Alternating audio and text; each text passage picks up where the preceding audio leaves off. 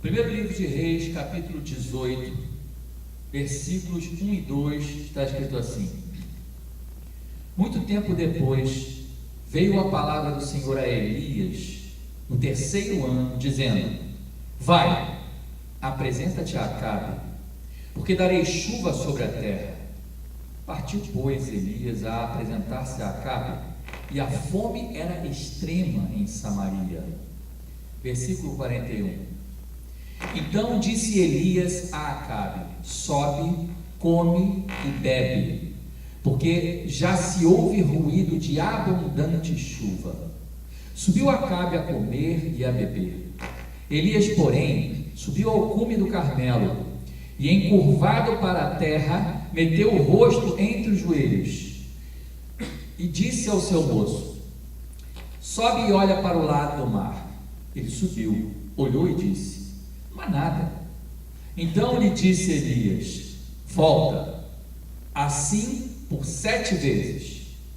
A 7ª vez disse: Eis que se levanta do mar uma nuvem pequena, como a palma da mão do homem.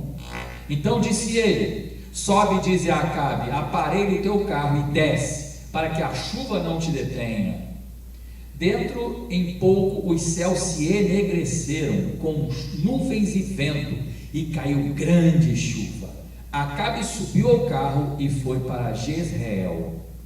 Feche teus olhos. Pai, em nome de Jesus, eu quero te pedir que nesta noite o Senhor esteja falando aos nossos corações. Pai, fala conosco o que precisamos ouvir. Deus, abre os nossos sentidos espirituais para que possamos ouvir a voz e ter um encontro verdadeiro com o Senhor nessa noite e discernir a Tua palavra e a Tua vontade para as nossas vidas, Pai.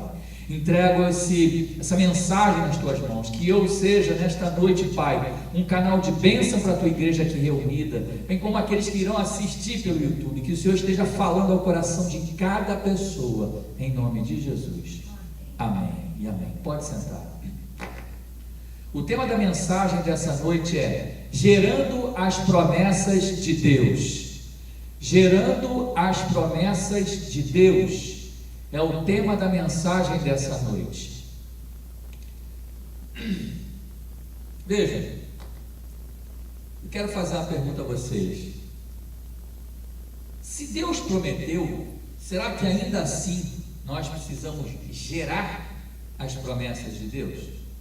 Será que é necessário que nós geremos as promessas de Deus, uma vez que Deus é soberano e Ele faz o que Ele quer, e na verdade Ele não precisa de ninguém para cumprir aquilo que Ele fala?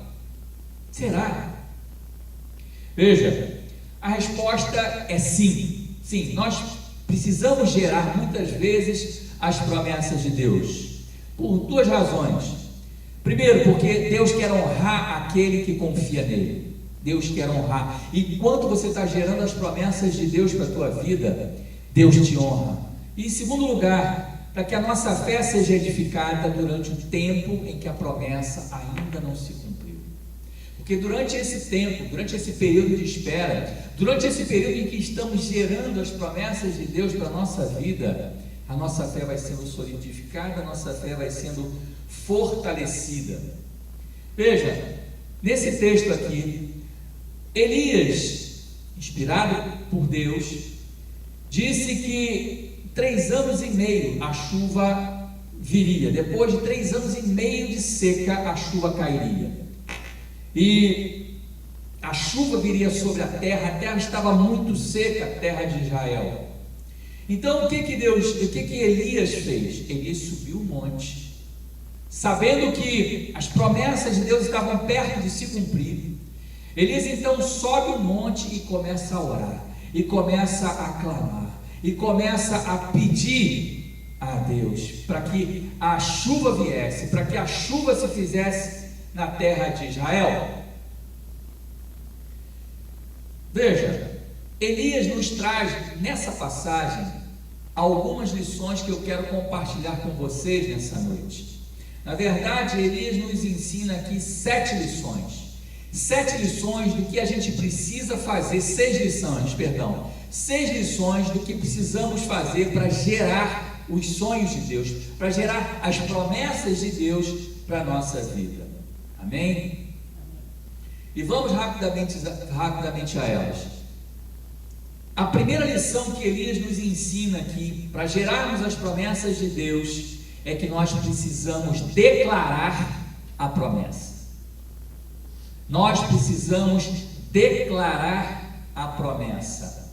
Veja, depois de receber a revelação, Elias receber a revelação de que a chuva viria sobre Israel, de que a vontade de Deus era acabar com aquela seca e enviar chuva sobre a terra de Israel, Elias então vai a Acabe e declara: olha, a chuva vem sobre a terra de Israel, sobe porque a chuva vem para a terra de Israel. Querido, deixa eu dizer uma coisa para você.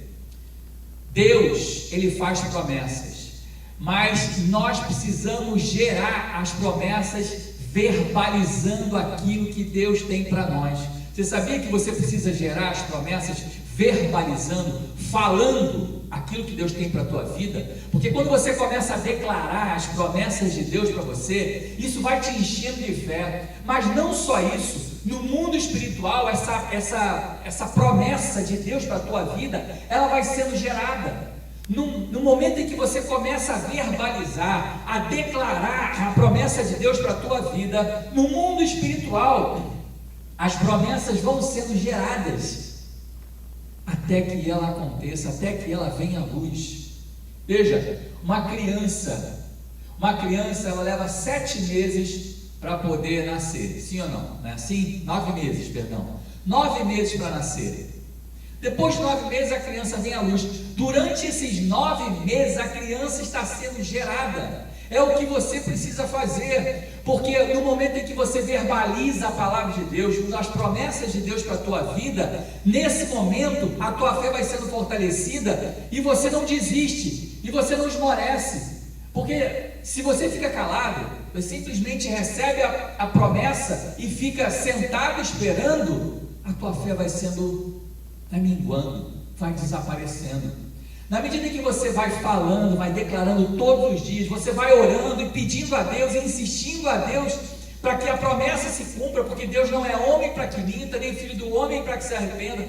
Na medida em que você vai declarando que a promessa vai se cumprir, na medida em que você vai declarando que a promessa vai chegar, que a bênção vai chegar, que a vitória vai chegar, que o milagre vai se fazer, na medida em que você vai fazendo isso, o teu coração vai se enchendo de fé, o teu coração vai se fortalecendo, e você não esmorece, e você não esquece da promessa de Deus. Muita gente acaba esquecendo e desistindo das promessas de Deus para a vida deles, porque não insiste em oração, porque não declaram aquilo que Deus tem para a vida deles. Veja, se Deus te fez uma promessa, declare essa promessa para a tua vida, até que ela se cumpra. Não desista porque está demorando, declare a promessa de Deus para a tua vida, porque ela vai se cumprir. Amém?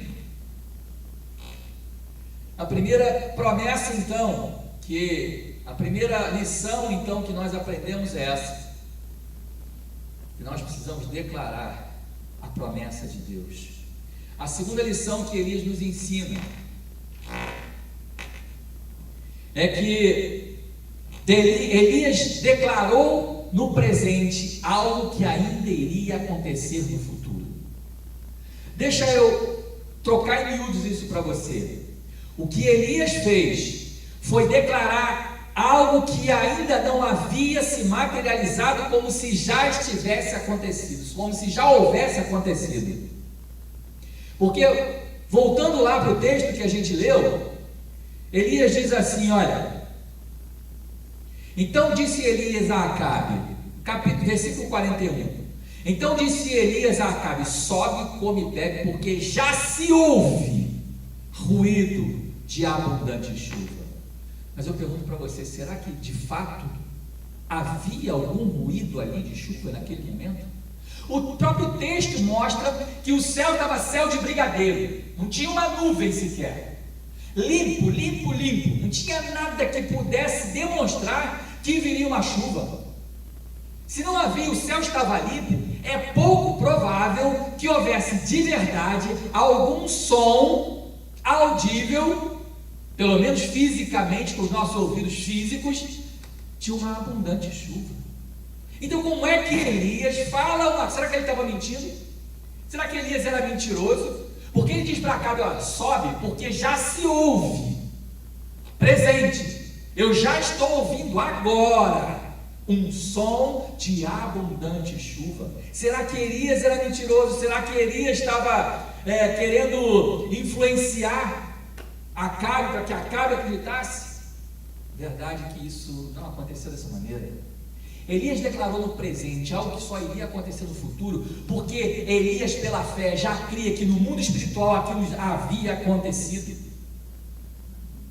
Naquele momento em que Elias diz para Acabe, olha, sobe, porque eu já estou ouvindo, Acabe. Eu ouço pela fé, não é com o meu ouvido físico não, mas é com o ouvido da fé. Eu já ouço um som de uma chuva, não é uma chuvinha qualquer não, Acabe, é uma chuva abundante, é uma chuva torrencial, é uma chuva tremenda. Querido, saiba de uma coisa, as promessas que Deus fez para a tua vida vão se cumprir. E a chuva que Deus tem para você, ela não é pouca, ela não é pequena, ela é uma chuva torrencial, ela é uma chuva abundante, e você precisa declarar hoje, como se ela já existisse, porque as promessas de Deus, elas já existem. Efésios capítulo 1, versículo 3, diz que todas as bênçãos já nos foram dadas, e já existem, elas já estão lá nas regiões celestes em Cristo Jesus. Elas já estão lá, elas não vão se cumprir ainda, elas não vão vir a existir um dia. No mundo espiritual elas já estão lá,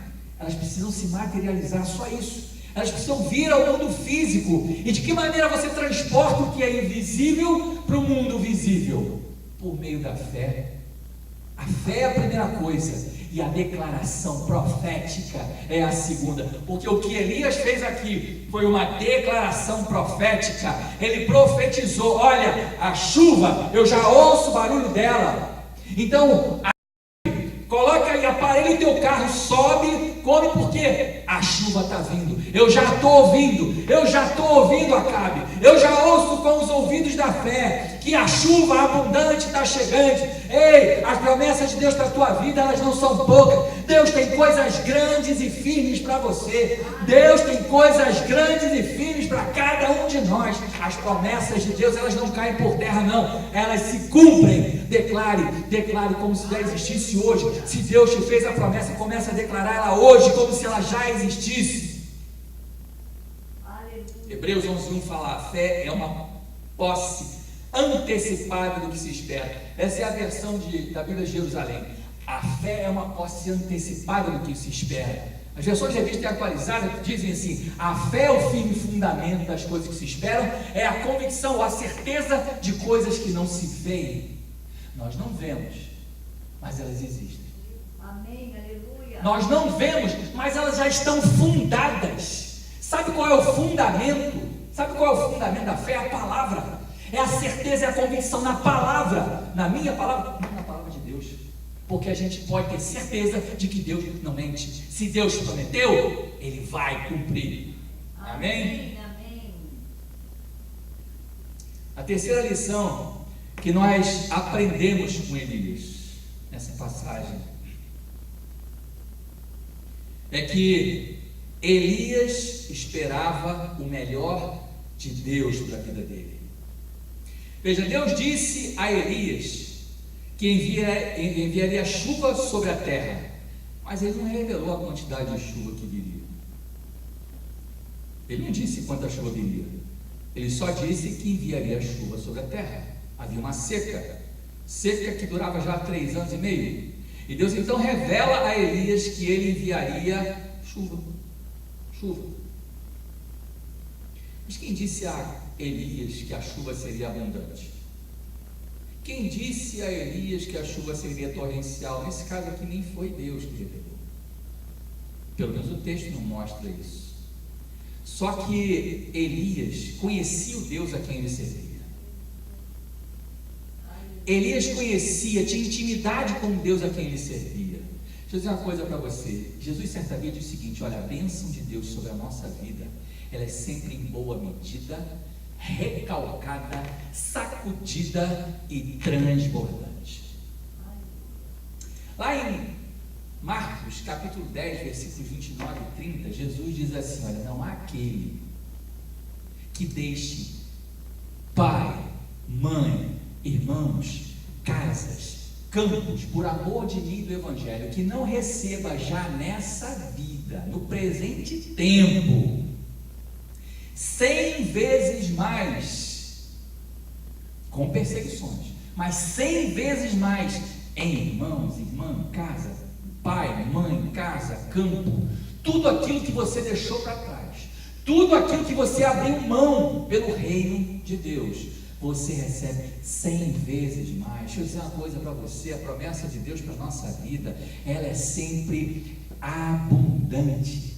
Deus sempre nos abençoa de forma abundante. Paulo diz o seguinte, que as bênçãos de Deus, as promessas de Deus para nossas vidas, elas vão muito além do que a gente pede ou espera, do que você pode imaginar. Você talvez tenha pedido uma coisa desse tamanhozinho, mas o que Deus tem para você é algo muito grande, é algo maravilhoso, é algo inimaginável, é algo que talvez você ainda não tenha mensurado, porque Deus nos dá sempre o melhor. O nosso Deus não é um Deus de mesquinharia, o nosso Deus não é um Deus de pouco, o nosso Deus é o Deus do muito, do muito. Não é para ser megalomaníaco, não. É porque Deus é desse jeito. Ele é o dono de todas as coisas. Ele é o dono do ouro e da prata. Como é que Ele não vai agradar um filho seu? Você é um filho de Deus. Você entregou a tua vida para Jesus, você se tornou um filho de Deus. Nós somos filhos do Rei dos Reis. Nós somos filhos daquele que criou todas as coisas, que fez todas as coisas. Como é que Ele não vai nos dar o melhor dessa terra? Ele tem o melhor dessa terra, e mais, no porvir, na vida eterna, Ele tem muito mais do que a gente pode supor. Amém. A Bíblia fala que aquilo que os olhos não viram, aquilo que não chegou, não subiu ao coração do homem, é isso que Deus tem preparado para aqueles que o amam.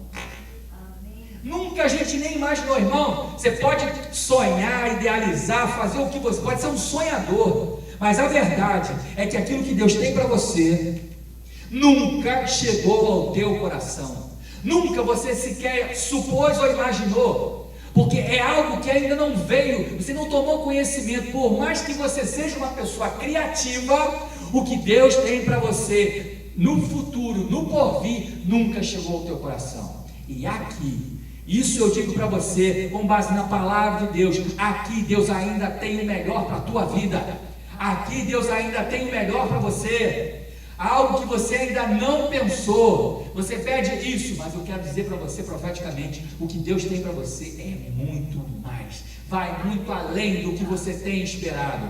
Amém? Amém, aleluia. A quarta lição que Elias nos ensina aqui é que Elias subiu o monte para orar. Elias subiu o monte para orar. Veja, Deus já havia revelado a Elias que enviaria a promessa, sim ou não? Já tinha falado, tanto que ele já tinha dito isso a Acabe. Elias já sabia que a chuva viria, mas Deus não disse quando a chuva viria. Deus não falou. Deus disse que a chuva viria. E olha só a diferença entre Elias e Acabe. Elias subiu o monte e foi orar. Acabe pegou o seu carro e foi comer. Olha a diferença entre as duas pessoas, Elias e Acabe. Deixa eu dizer uma coisa para você. Elias nos ensina algo tremendo. Não é porque Deus prometeu que a gente vai ficar sentado, dormindo em berço esplêndido. Nós precisamos gerar os sonhos, nós precisamos gerar as promessas de Deus, nós precisamos orar e pedir para que a promessa de Deus se cumpra. Quando a gente vai lá para o livro de Daniel, se a gente for ler o livro de Daniel, nós vamos ver lá que Daniel, diz o texto, que lendo o profeta Jeremias, Daniel, lendo o livro do profeta Jeremias, entendeu, pela leitura da palavra, que os 70 anos de cativeiro babilônico já havia terminado para o povo de Israel. Ou seja, já havia passado os 70 anos e o povo ainda não estava livre. O que Daniel faz? Daniel vai para o joelho e começa a orar, e começa a clamar, e começa a buscar. Deus, tu prometeu, o Senhor disse que a promessa de Deus, que o povo sairia livre daqui a 70 anos, já cumpriram os 70 anos, já passaram os 70 anos, o povo ainda está cativo. Perdoa os nossos pecados, Deus, perdoa as nossas iniquidades. Os nossos pais pecaram, eu pequei, o povo de Israel pecou, Judá se transgrediu a tua lei. Deus, perdoa os nossos pecados, nos liberta, Deus, nos torna a ver Jerusalém. E assim foi Daniel, e é exatamente isso que nós precisamos fazer. Deus, Ele faz a promessa, mas a gente precisa entender que existe uma batalha nas regiões celestiais. Existe um ser que não quer que você receba a vitória. Existe um ser maligno que não quer que você receba a vitória, o teu milagre, não quer que a promessa de Deus se cumpra na tua vida. Esse ser é Satanás, é o diabo. Ele guerreia contra nós, ele luta, ele peleja para que a gente não receba a bênção. O que nós precisamos fazer então? Guerrear, lutar em oração. Paulo, lá em Efésios 6, ele diz que a nossa luta, ela não é contra a carne e sangue, mas sim contra principados, potestades, contra as hostes infernais da maldade. Aonde? Nas regiões celestiais. É lá. E como é que eu guerreio nas regiões celestiais? Eu não posso fisicamente ir até lá. Como é que eu faço para lutar nas regiões celestiais, se a própria palavra, Paulo diz que a nossa luta é lá? Como é que eu vou lutar lá se eu estou aqui? Como é que eu posso entrar nessa dimensão? Porque essas regiões celestiais é uma dimensão diferente da dimensão que nós vivemos. Nós precisamos entrar nessa dimensão. De que maneira? Através do Espírito. É através do Espírito que nós entramos. E como nós fazemos isso? Através da oração. Quando a gente começa a orar, invocar o nome do Senhor, quando a gente começa a guerrear e repreender esses espíritos malignos, quando a gente começa a tomar a autoridade que Jesus Cristo nos concedeu, porque você tem autoridade, nós precisamos entrar no mundo espiritual e começar a tomar posse da vitória, começar a tomar posse das promessas de Deus, repreender todo espírito maligno que está impedindo que a promessa de Deus se cumpra na nossa vida. E nós então começamos a guerrear, começamos a orar, começamos a pelejar, e aí Satanás ele vai sendo obrigado a deixar de lado aquilo que ele está retendo. Os anjos de Deus começam a se movimentar, os anjos de Deus começam a se mobilizar, porque você está orando, porque você está intercedendo, porque você está clamando, porque você está buscando. Foi isso que Elias fez. Ele foi para o monte, meteu o joelho no chão, a cara entre as pernas, e começou a clamar: Deus, traz chuva. O Senhor falou que vem a chuva. Traz a chuva, Deus, sobre o povo de Israel, sobre essa terra seca.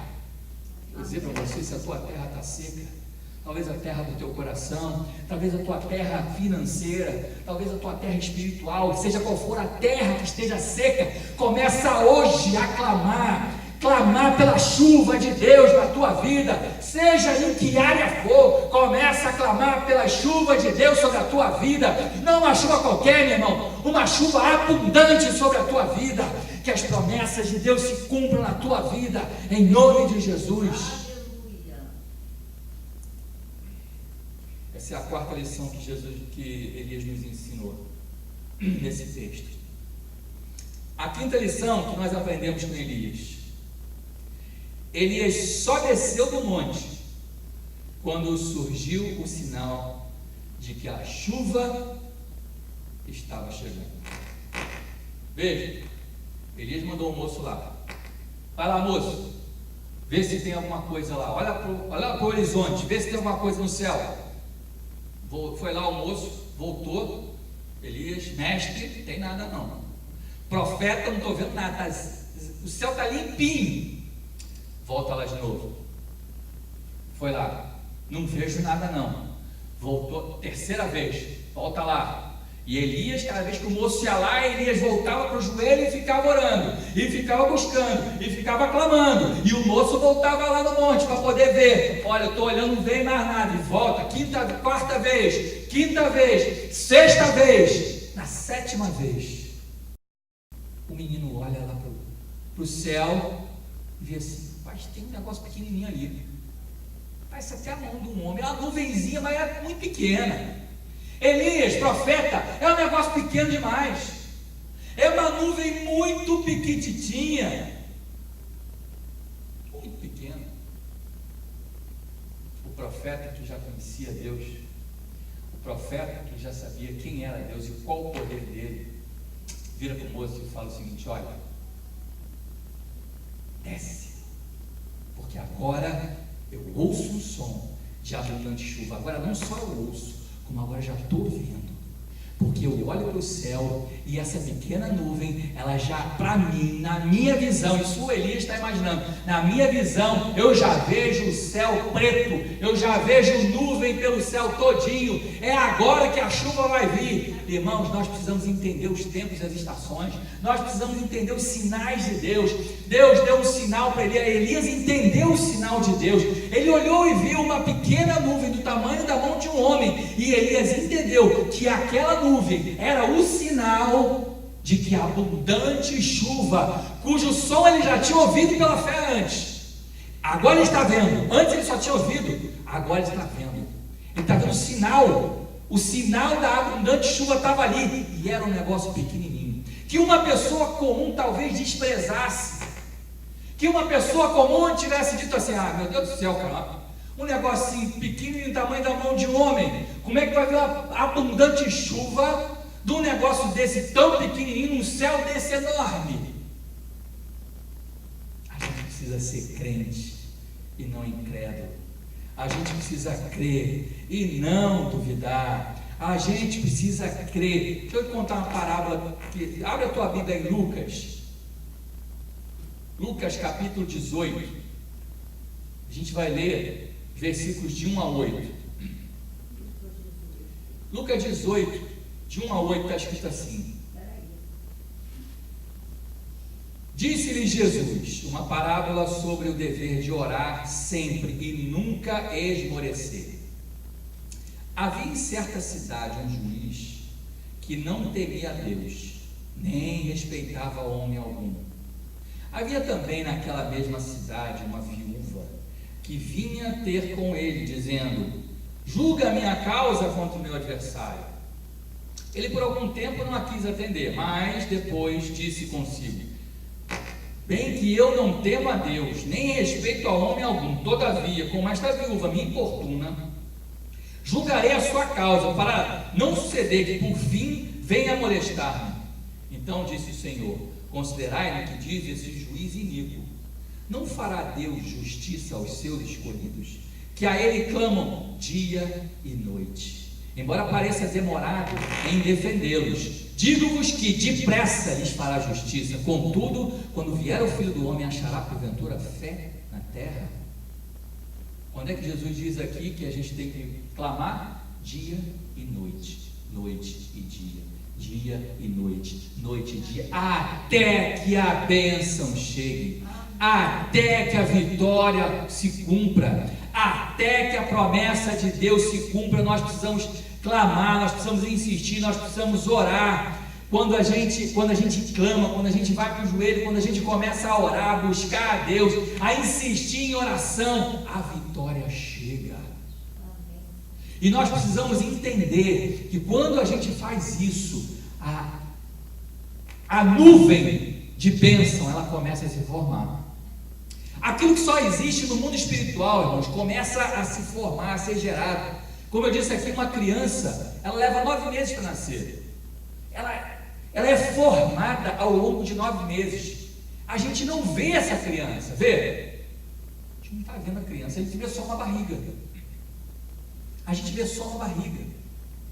Mas a criança, você não está vendo. A criança nós não estamos vendo. E nós precisamos entender que o mundo espiritual é como uma mulher grávida. O mundo espiritual é como uma mulher grávida. Você pode não ver a criança, você pode não ver a tua promessa, você pode não estar olhando a tua promessa se formar, mas você só precisa crer que ela está se formando. A criança está se formando no ventre, você não está vendo a criança, mas você sabe que daqui a 9 meses ela vem à luz. A promessa de Deus é a mesma coisa. Nós precisamos acreditar, confiar, crer que a promessa de Deus ela está sendo formada no mundo espiritual, ela está sendo formada e Deus está trabalhando também no mundo físico, para que na hora certa, o que você precisa para receber a promessa esteja pronto. Amém. Porque muitas vezes nós não estamos prontos para receber a promessa de Deus.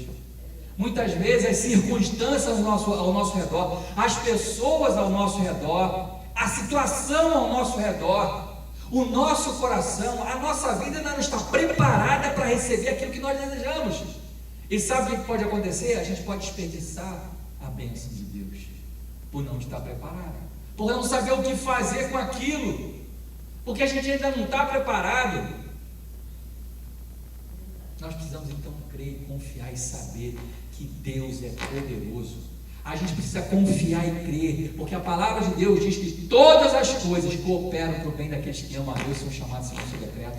Tudo coopera para o nosso bem. Pode te parecer terrível, esse tempo de espera pode estar parecendo que não acaba nunca, mas não desista, não desista, insista em oração, insista, porque Deus começa a te dar sinais, Deus te dá sinais de que a promessa dele vai se cumprir. A mulher quando está grávida, ela sente a criança se mexendo no ventre. Então saiba que as tuas promessas, as promessas de Deus para a tua vida são como essa criança, elas estão se movendo no mundo espiritual. Você pode não estar vendo, você pode não estar contemplando a face dessa criança, a face da tua bênção, mas ela existe. Deus está movendo o mundo espiritual por tua causa, e a promessa de Deus vai se cumprir. Moisés, quando o povo de Israel saiu do Egito, ele foi em direção ao Mar Vermelho. Chegou na frente do Mar Vermelho e ali acampou. E Faraó de repente despertou e falou assim: o que foi que eu fiz? Como é que eu libertei esse povo? Como é que eu deixei esse povo embora? E agora quem é que vai fazer os nossos tijolos? Quem é que vai construir as nossas cidades? O que foi que eu fiz? Botou a mão na cabeça e falou: vamos atrás desse povo. Eu vou atrás desse povo. Reuniu todo o exército dele e partiu atrás do povo de Israel. Foi atrás do povo de Israel e chegou até de frente do Mar Vermelho. E ali estavam acampados os filhos de Israel. O povo de Israel todinho na beira da praia, no Mar Vermelho. E Faraó lá. A Bíblia fala que a nuvem de fogo que estava na frente do povo de Israel passou para trás, para que Faraó não encostasse no povo de Israel. E a Bíblia fala que Moisés, Deus diz para Moisés: Moisés, o que você clama a mim? Estende o teu cajado, toca nas águas e diga ao povo que marche. Diga ao povo que marche. Sabe o que aconteceu? Quando Moisés deu aquele passo de fé, encostou o cajado na água. Quando ele deu o passo de fé, encostou o cajado na água, a Bíblia fala que durante toda aquela madrugada, Deus enviou um vento oriental, que durante toda aquela madrugada abriu o mar. Ou seja, a gente vê algumas histórias, até desenhos animados, histórias meio fantasiosas, né? Que mostram que quando Moisés tocou a vara, o cajado no mar, o mar se abriu na mesma hora. Não foi assim. Não foi assim, porque a palavra de Deus nos revela que não foi desse jeito. A Bíblia fala que Deus enviou um vento oriental. Depois que Moisés tocou o cajado nas águas, Deus enviou um vento oriental que abriu o mar ao longo de uma noite inteira. Sabe o que isso nos mostra? É que as bênçãos de Deus muitas vezes levam tempo para chegar.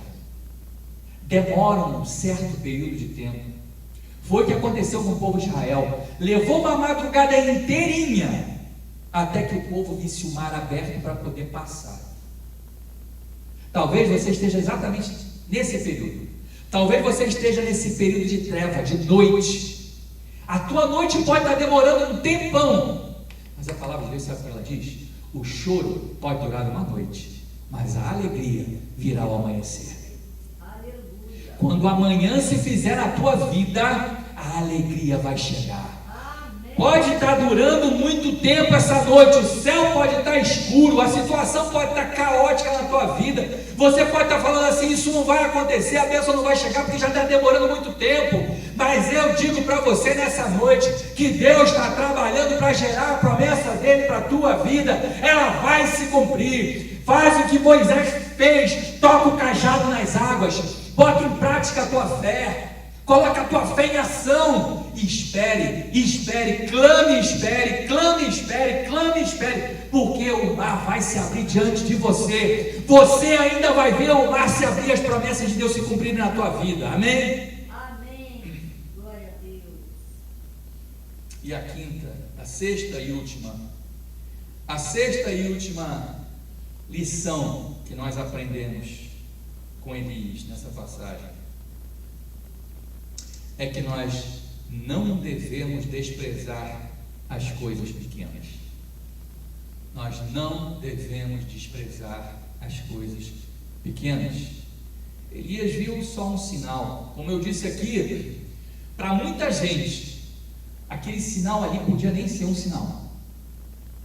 Aquilo que apareceu no céu, uma nuvem pequena, do tamanho da mão de um homem, para uma outra pessoa podia não significar absolutamente nada, mas para Elias era o sinal de que a bênção iria se cumprir. Para Elias era tudo o que ele precisava para que ele tivesse a convicção de que o tempo de espera havia acabado, de que a bênção ia chegar, de que a chuva torrencial que ele havia profetizado estava chegando. Elias conheceu, soube, no momento em que o moço disse para ele: olha, eu vejo no céu uma pequena nuvem do tamanho da mão de um homem. Elias naquele momento ficou alegre e disse: agora a chuva vem. O que nós precisamos fazer é como Elias, a gente não pode desprezar as coisas pequenas que nós temos, porque das pequenas muitas vezes vêm as grandes. Deus não faz nenhuma coisa grande logo de cara. As coisas pequenas nas nossas vidas, tudo que a gente recebe na vida normalmente vem de forma pequena primeiro, porque coisa que nasce grande é monstro, ser que nasce grande é monstro. Tudo na nossa vida nasce pequenininho, as coisas pequenas elas se tornam em coisas grandes. A criança não nasce já com 1,80 m de altura, a criança nasce pequena, com poucos centímetros, não é assim? É assim na nossa vida. A bênção de Deus para nós, muitas vezes, ela vem pequenininha. Talvez você já esteja com um sinal da tua vitória, do teu milagre na tua mão, e você ainda não tenha se apercebido disso. A gente muitas vezes deixa de receber uma bênção porque a gente despreza as coisas pequenas. A gente muitas vezes não dá valor às coisas pequenas que Deus nos dá. A gente só pensa em grande, coisas grandes, querido, a gente tem sim que pensar grande, mas sem desprezar as coisas pequenas, porque as coisas pequenas são um caminho para chegar às coisas grandes. As coisas pequenas, elas são um trampolim para a gente receber o que Deus tem para nós lá na frente. Ninguém começa grande, todos começam pequenos, então a gente precisa tomar conhecimento, de se aperceber de que a gente precisa começar nas coisas pequenas. Deus às vezes tem a bênção para você na tua mão, sabe, às vezes a gente fala assim: poxa, mas o que eu quero para a minha vida é ser isso. Aí imagina o final já das coisas. Mas será que você consegue, do ponto onde você está, chegar até lá, num pulo, num salto? Provavelmente não. Provavelmente o que você vai ter que fazer é percorrer um caminho. Sabe, uma certa vez eu ouvi na televisão um programa, eu assisti num programa, e nem era programa evangélico, não era nada, era um depoimento de uma moça, que ela era muito ansiosa, então, ela contando que ela foi um dia fazer uma caminhada com os amigos, então ela foi fazer uma caminhada numa trilha que ela não conhecia, então subiu a montanha e foi subindo, mas ela sabia onde é que ela tinha que ir, onde eles iam chegar, já tinha visto o mapa e tudo, enfim, ela estava acostumada a fazer montanhismo, a caminhar em trilhas, então ela foi nesse lugar que ela não conhecia, E ela foi subindo, junto com um guia lá e tal, muita gente junto com ela, e eles foram subindo, até que chegaram ao topo, final da caminhada. Chegou lá, ela ficou alegre porque chegou até o fim. Esse era o objetivo dela, chegar ao topo da montanha. Depois chegou lá, fizeram lá o que tinham que fazer, não sei quanto tempo permaneceram lá no topo, e desceram, porque tinham que voltar para casa, e desceram. E o depoimento dessa mulher marcou a minha vida, porque ela ensinou uma coisa que a gente precisa realmente fazer. Ela disse o seguinte, que quando ela começou a descer a montanha, ela então começou a reparar no caminho que ela já tinha passado. Ela tinha subido pelo mesmo caminho, ela não desceu por um caminho diferente, ela desceu pelo mesmo caminho pelo qual ela havia subido antes. Só que quando ela subiu, a ansiedade dela para chegar no topo era tanta, a vontade dela de chegar até o objetivo dela era tamanha, que ela não olhou para nada, igual o burro com um par de antólios. Ela subiu e botou a quarta, quinta e foi embora, subindo, porque ela queria chegar lá em cima. Quando ela voltou, que ela já não tinha mais o objetivo dela, já tinha sido alcançado, agora ela estava indo para casa, não tinha mais o que fazer, então ela estava relaxada, estava tranquila. Então ela começou agora a desfrutar do caminho. Ela então começou a olhar, e ela disse que ela nunca tinha passado por uma trilha tão bonita na vida dela, e ela viu tanta coisa linda naquela trilha, naquela montanha, que ela nunca tinha visto. E isso nos ensina que a gente precisa aprender a enxergar as coisas bonitas da caminhada, porque a gente tem um objetivo, a gente tem um alvo, a gente quer chegar a um determinado lugar, mas a gente não pode desprezar a caminhada, a gente não pode desprezar o caminho que a gente está passando agora, porque pode ter certeza de uma coisa: em cada ponto da tua caminhada, da tua jornada, Deus tem coisas para te ensinar. Em cada ponto da tua caminhada na vida, tem coisas lindas, maravilhosas, que talvez você não tenha percebido, talvez você não dê valor. Aquela mulher não deu valor a nada que estava ao seu redor, até ela chegar no topo. Ela só valorizou quando ela desceu. Ainda bem que ela pelo menos desceu e tomou e percebeu. Tem gente que passa a vida inteirinha e não consegue chegar até o objetivo dela, e pior, vive uma vida ansiosa sem perceber as coisas bonitas, pequenas que estão ao seu redor, porque ela só pensa no que é grande, ela só consegue enxergar o que é grande e deixa de experimentar as coisas mais bonitas da vida. E as coisas melhores e mais bonitas da vida às vezes estão em coisas muito pequenas que a gente no dia a dia não dá valor. Então Elias nos ensina aqui que a gente não deve desprezar as coisas pequenas, que a gente não deve desprezar as coisas que são habituais da nossa vida. Sabe, muitas vezes quando a gente perde uma coisa que você já estava acostumado a ter, é que você dá valor, é que a gente valoriza. Enquanto a gente tem fácil no dia a dia, aquilo é normal, é corriqueiro, a gente nem dá valor, aquilo se torna pequeno para a gente, desprezível. Mas quando a gente perde, é que a gente acaba dando valor. Então valorize as coisas pequenas, valorize aquilo que você tem, valorize tudo aquilo que Deus tem colocado na tua mão, porque talvez o teu milagre ele aconteça a partir do que você já tem na tua mão. Amém? Vamos ficar de pé. Eu quero orar por você agora, e depois nós vamos participar da ceia. Coloca a mão no teu coração.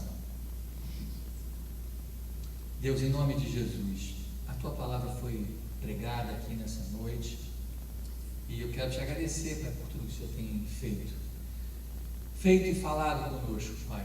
Eu quero te pedir, Pai, que as tuas promessas se cumpram nas nossas vidas. Amém. Que as tuas promessas se cumpram, Pai, porque, como foi dito aqui hoje, o Senhor não é homem para que minta, nem filho do homem para que se arrependa. Eu sei que o Senhor tem promessas para cada um de nós, para as nossas vidas. Eu quero te pedir, Pai, que tudo aquilo que esteja atrapalhando o cumprimento das tuas promessas para nós, que hoje seja jogado por terra, todo impedimento seja desfeito, Toda obra de Satanás para impedir que as bênçãos do Senhor se realizem nas nossas vidas seja agora desfeito, todo impedimento seja anulado, toda obra satânica seja cancelada, todo plano de Satanás urdido no inferno seja desfeito. Que o Senhor esteja hoje, Pai, hoje, liberando a promessa, liberando o milagre, liberando a bênção do Senhor sobre as nossas vidas. Nós queremos hoje tomar posse do milagre da nossa vida. Nós queremos hoje tomar posse das promessas que o Senhor tem para cada um de nós. Que essas promessas se cumpram, que as bênçãos do Senhor se cumpram nas nossas vidas, que o milagre se faça na nossa vida, Deus. Em nome de Jesus, nós queremos declarar aqui a nossa vitória. Nós queremos declarar profeticamente que o milagre do Senhor já chegou na nossa vida. Nós queremos declarar profeticamente que as bênçãos do Senhor já chegaram, que o milagre já se fez. Muito obrigado, Deus. Muito obrigado pelo milagre que o Senhor vai fazer e aquele que ainda está por vir, que ainda vai chegar sobre a nossa vida, Pai. Te damos graças por tudo, Pai, e oramos no nome de Jesus Cristo, teu Filho, que vive e que reina para sempre. Amém.